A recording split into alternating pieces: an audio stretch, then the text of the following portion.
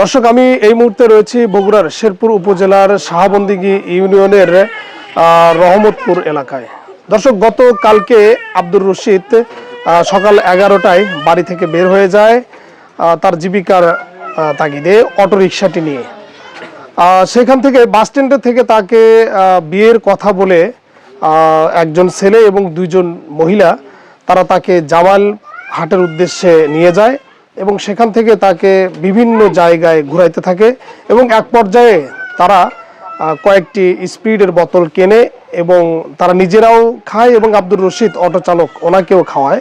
খাওয়ানোর পর থেকেই উনি প্রায় সেন্সলেস হয়ে যায় এবং উনি শেরপুর আসবে না কোথায় যাবে এরকমটি যখন না বুঝতে পারে, তারপর থেকেই তার মানে জ্ঞান শূন্য হয়ে যায় এবং সেই চক্রটি তার অটোটি ছিনতাই করে নিয়ে যায় এবং তাকে বগুড়ায় সাতমাথার কোনো একটি এলাকায় তাকে ফেলে যায় এবং সেখান থেকে এই একজন সিকিউরিটি গার্ড তার পরিবারকে ফোন দিয়ে জানায় এবং তারা রাত 11টায় তাকে গাড়িতে একটি সিএনজি তুলে দেয় এবং সে শেরপুর বাস স্ট্যান্ডে এসে যখন নামে তার পরিবার সেখান থেকে তাকে উদ্ধার করে নিয়ে আসে।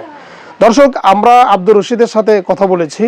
উনি যেমনটি বলছেন ঠিক এইভাবেই শেরপুরে আরও কয়েকটি ঘটনা ঘটেছে।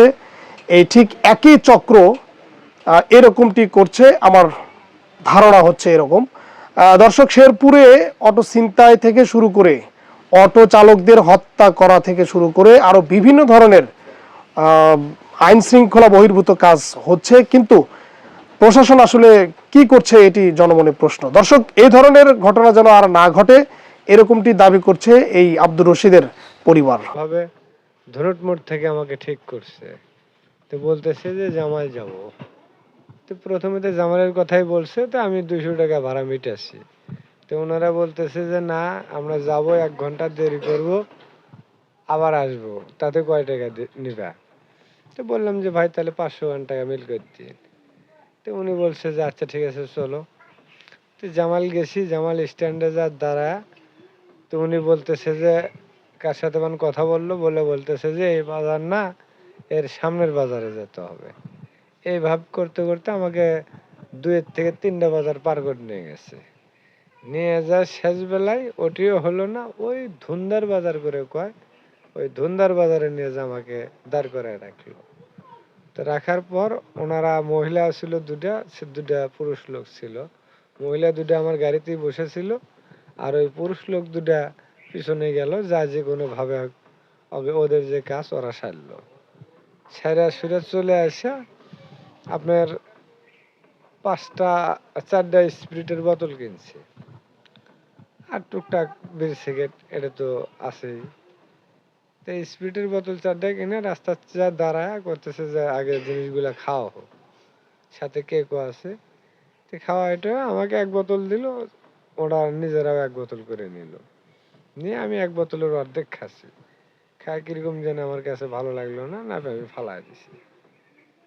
আমি এরপর থেকে যে আসতেছি আসতেছি আস্তে আস্তে করতে করতে সামনে যে কদমপুরে স্ট্যান্ড করে বলে, আমি সেই স্ট্যান্ড থেকে শেরপুর বিলে চলে আসবো। আমি এটুকুই আর খেল করতে পারতেছি না যে আসলে কদমপুরে স্ট্যান্ড কোনটা আর শেরপুর দিক কোনটা। মানে এই পর্যন্ত আমার মানে আর সেন্স সিনারি নেই, আমি এই পর্যন্তই বলতে পারবো। এখন ছোট ভাইরা বলতেছে তোমাকে বগুড়া থেকে নিয়ে আসা হয়েছে। আমার বড় ভাই রশিদ কালকে রাতের 11টা থেকে 10 দিনে 10টার দিকে বাসা থেকে বের হয়েছে। প্রতিদিন আপনি সন্ধ্যার আগে বাসায় ফিরে, কালকে সন্ধ্যা পার হয়ে গেছে, রাতের 11টা বাজে গেছে, তাও বড় ভাইয়ের কোনো খোঁজ পাইনি। ভাইয়ের কাছে ফোনও নাই যে আমরা ফোন দিয়ে শুনবো।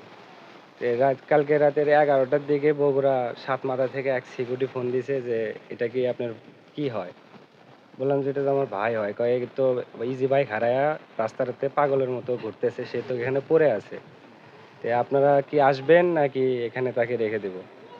তো আমি বললাম যে ভাই, তাকে অনেক রিকোয়েস্ট করে বললাম যে আপনি তাকে ছেড়েন না, আপনি আমার বগুড়া শেরপুরে তাকে একটা সেনজিতে রিজার্ভ করে একটু পাঠিয়ে দেন, না হলে রাখেন, আমি তার কাছে যাচ্ছি।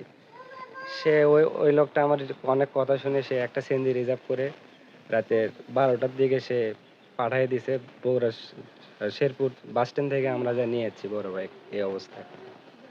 তার অটোটা এখনো পর্যন্ত পাওয়া যায়নি।